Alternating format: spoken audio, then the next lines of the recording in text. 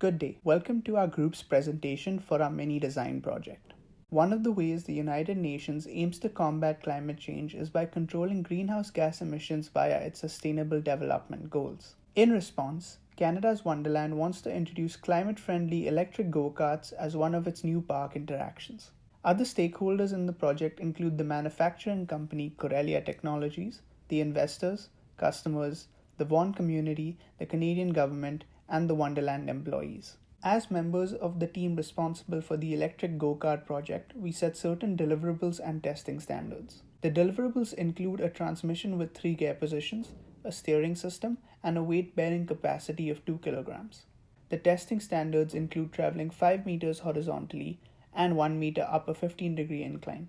After understanding our project requirements and stakeholder needs, our problem statement was to design and implement a prototype for an electric-powered go-kart that is safe, user-friendly, durable, and must carry a weight of 2 kilograms for Canada's Wonderland. Some of our project objectives included durable parts, a fast battery charging rate, and a minimal production cost. We also analyzed the current electric go-kart market for competitors.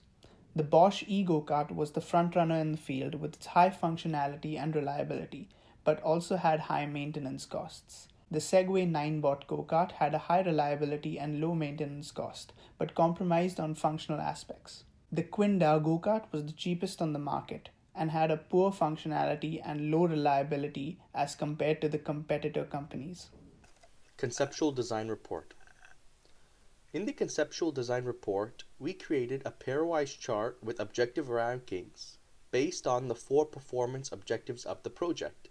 These weightings would be used to assess the 4 conceptual designs. We also created a functional structure diagram so we understand the aspects of the go-kart that we need to implement, and a morphological chart to organize these different aspects and systems for our conceptual design. The first conceptual design featured a rectangular shaped chassis, a bevel gearbox, front wheel drive, and front wheel swivel steering. The second, a sports car shaped chassis, a 2-system gearbox, front wheel drive, and front axle swivel steering. The third, a T-shaped chassis with 1 wheel in the front, a CVT transmission, a rear wheel drivetrain, and a front single wheel swivel steering. The fourth, a hybrid chassis based in between rectangular and sports, a constant mesh gearbox, rear wheel drivetrain, and front wheel swivel steering. Basically, all of these are from the morphological chart, and we chose different combinations. Finally, we have our decision matrix based on the pairwise chart objectives. We use this to rank our conceptual designs, and we concluded that the third is the best. However, in our conclusion, we talk about how we're going to make some changes to that design in order to make it easier to build, such as making a more rectangular shape, using 4 wheels instead of 3, and using front axle swivel steering. In our embodiment report, we decided to go on with our project using Conceptual Design 3, but with feedback from the TA, we decided to make it a 4-wheel design instead of 3, as mentioned in the previous slide.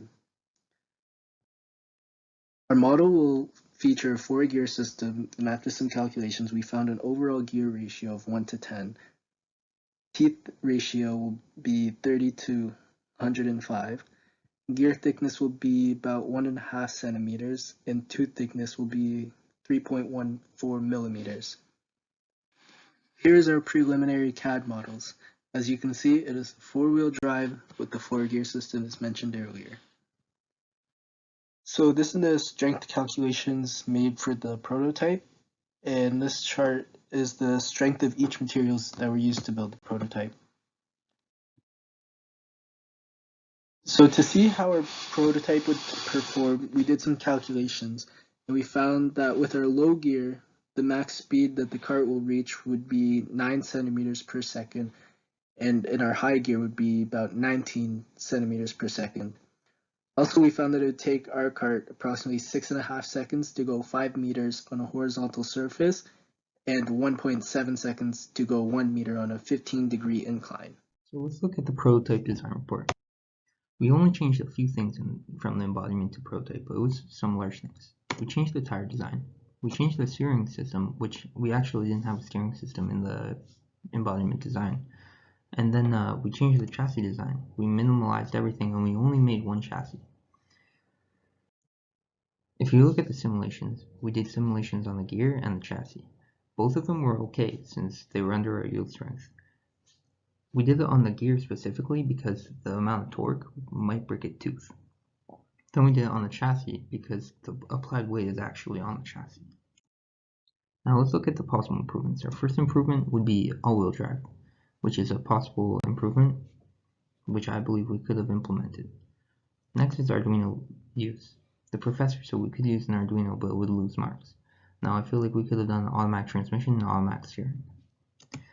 Now chassis size it would have been over the required box space or volume, but this would have allowed our transmission to be a lot longer and we could have added a lot more components onto the chassis. Now let's talk about the final design report. The first thing we did in the final design report was the reflections. We talked about the requirements and objectives, and if we set them right. And then we talked about design decisions like the morphological analysis, and if we chose the concept design right and all the components correctly.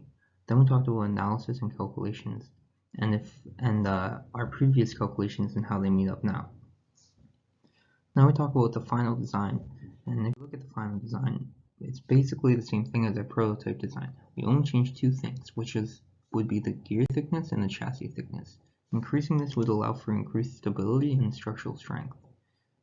Thank you.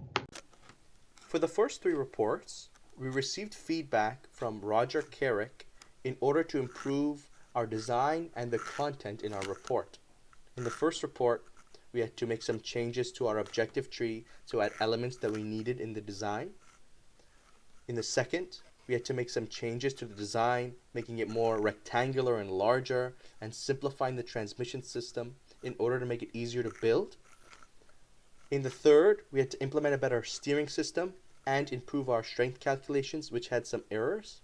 And for the prototype report, based on the feedback we received from the TA running the simulations, we decided to add like tire treads to the CAD model to improve its traction in the simulated environment.